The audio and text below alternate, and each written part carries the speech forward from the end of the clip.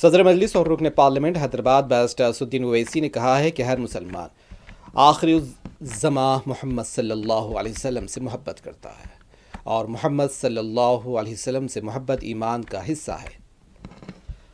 نبی آخر محمد صلی اللہ علیہ وسلم نے ہمیں سکھایا ہے کہ اللہ ایک ہے جو زمین و آسمان کا خالق ہے، اللہ کی عبادت کرو، کسی اور کی عبادت نہ کرو۔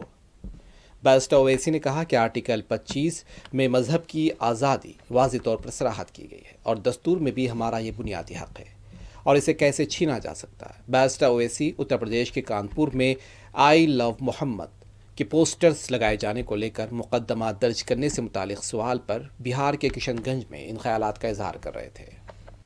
محمد کہنے پر جو ہے پورا بوال ہے، اس پر کیا کہیں گے سر؟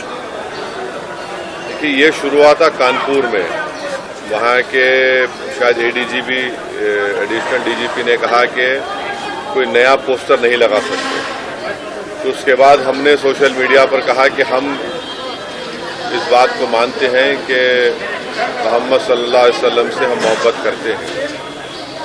ہر مسلمان محمد صلی اللہ علیہ وسلم سے محبت کرتا ہے اس لیے کہ اس کے ایمان کا حصہ ہے۔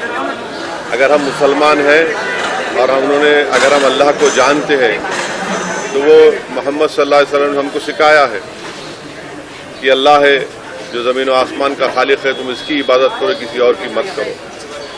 ہم کو انہوں نے بتایا ہے کہ تمہارا ایمان اس وقت تک مکمل نہیں ہو سکتا جب تک کہ تم محمد صلی اللہ علیہ وسلم کو اپنی دنیا کی ہر چیز زیادہ نہیں چاہو گے۔